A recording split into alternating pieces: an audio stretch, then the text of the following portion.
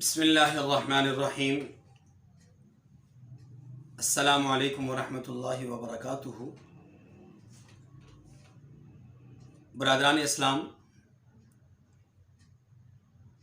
سال کے 12 مہینوں میں رمضان المبارک کو ایک خاص مقام حاصل ہے۔ یہ ماہ مبارک اللہ تعالیٰ سے تعلق کو مضبوط کرنے کا ذریعہ ہے۔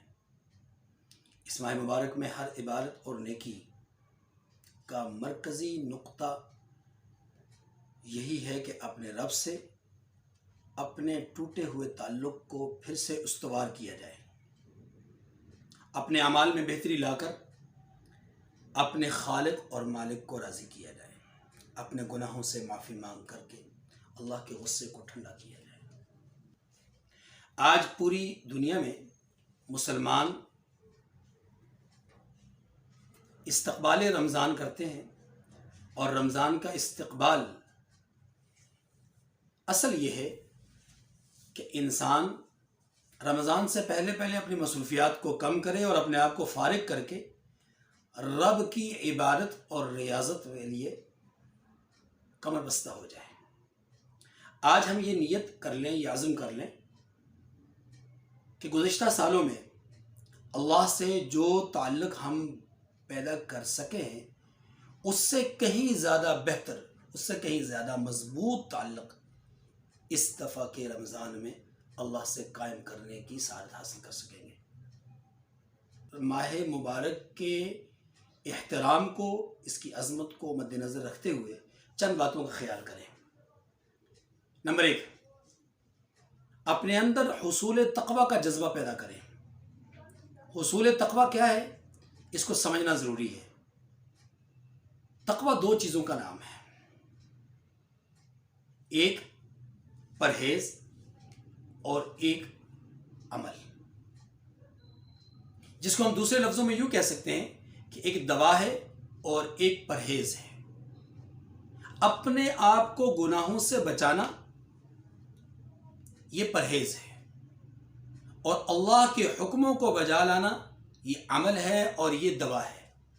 اگر یہ 2 چیزیں ہماری زندگی میں آ جائیں تو ہم تقوی حاصل کرنے والوں میں سے بن جائیں گے، اور اس کا بنیادی جو مقصد ہے، اس کی جو بنیادی روح ہے، اس تک ہم پہنچ سکیں گے۔ اس لیے ماہ مبارک میں ہم کوشش کریں کہ اپنے اندر نیکیوں کا جذبہ پیدا کریں اور خود کو گناہوں سے دور کریں۔ دوسری بات، ہمارے رزق کا حصول اس کے ذرائع حلال ہوں۔ یاد رکھیے، اگر ہم دن بھر روزہ رکھیں اور شام کو رزق حرام سے افطار کریں تو اللہ کے رسول صلی اللہ علیہ وسلم کے فرمان کے مطابق سوائے بھوکے پیاسے رہنے کے اور کچھ حاصل نہ ہوا۔ نمبر 3، رمضان کی عظمت اور برکتوں کو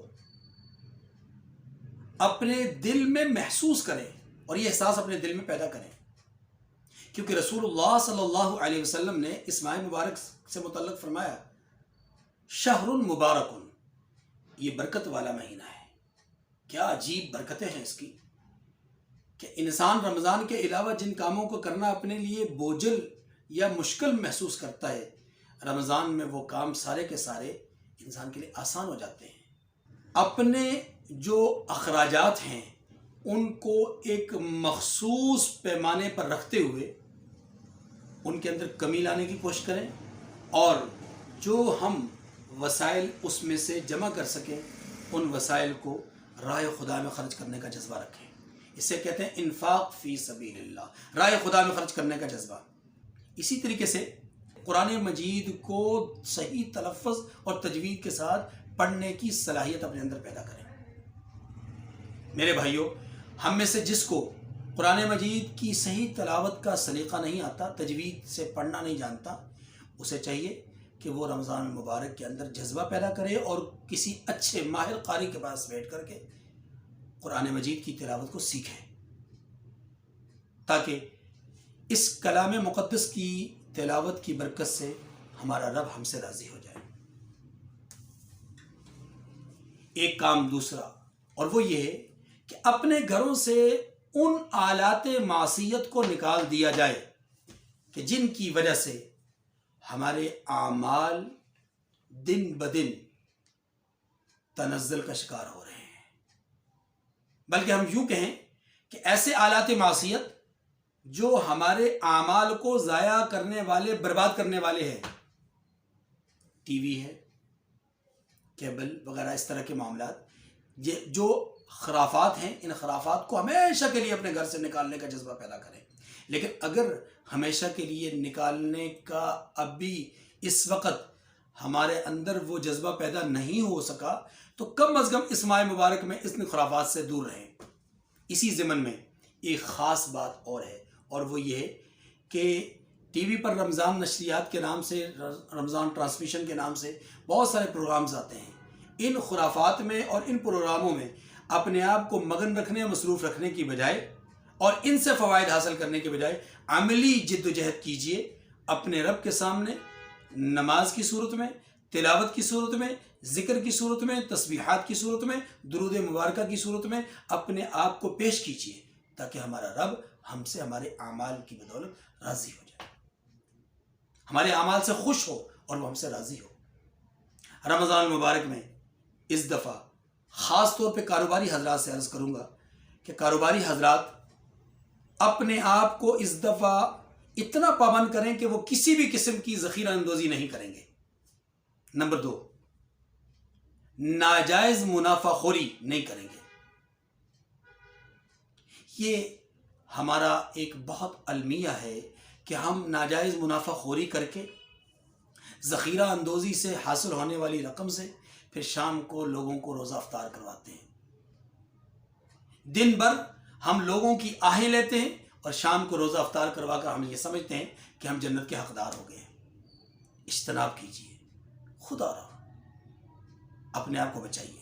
ہم آج سے یہ نیت کر لیں اور جذبہ اپنے اندر پیدا کر لیں کہ 40 دن تک ہم تکبیر اولیٰ کے ساتھ نماز پڑھیں گے۔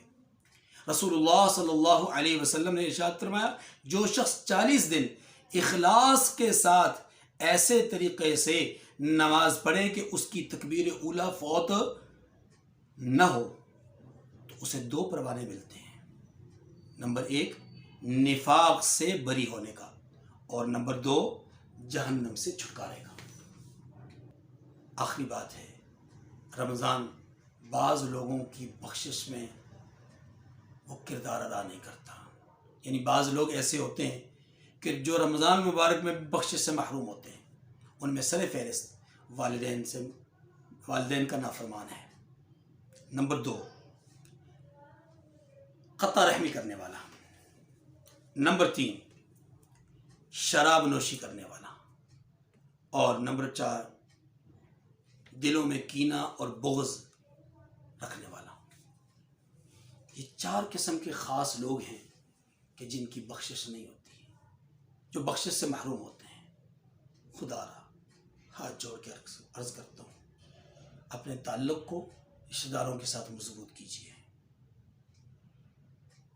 دلوں سے کینہ، بغض، نفرت، عداوت کو نکال دیجیے، شراب نوشی کی اور ان کبائر کی جو کسی کو لت پڑی ہوئی ہے وہ چھوڑ دے، اور والدین کی نافرمانی سے آج ہی توبہ کر لیجیے۔ اگر کوئی ساتھی، کوئی دوست، کوئی بھائی اس جرم میں آپ کو گرفتار نظر آتا ہے اور اس مصیبت میں مبتلا نظر آتا ہے، ہاتھ جوڑ کے اس کے سامنے اس سے منت کیجیے، اس کا ترلا کیجیے کہ میرے بھائی اس گناہ کو چھوڑ دیں۔ آئیے عزم کریں کہ ہم رمضان مبارک میں اپنے آپ کو اللہ کی عبادت، طاعت اور ریاضت کے لیے وقف کرتے ہیں۔ اللہ ہم سب کو عمل کرنے کی توفیق نصیب فرمائے۔ وآخر الدعوانا الحمدللہ رب العالمین۔